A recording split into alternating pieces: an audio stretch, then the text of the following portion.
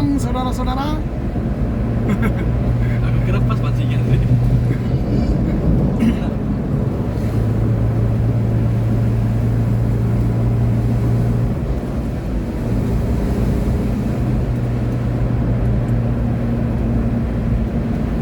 Oke, inilah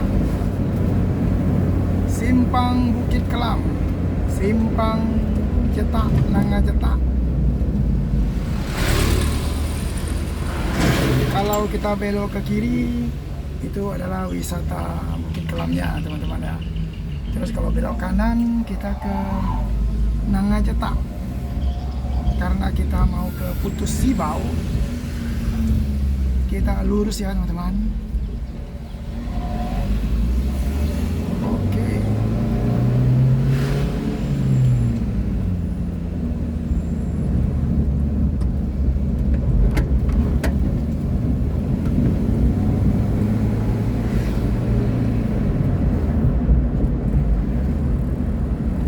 Di sini juga sudah lumayan maju, teman-teman.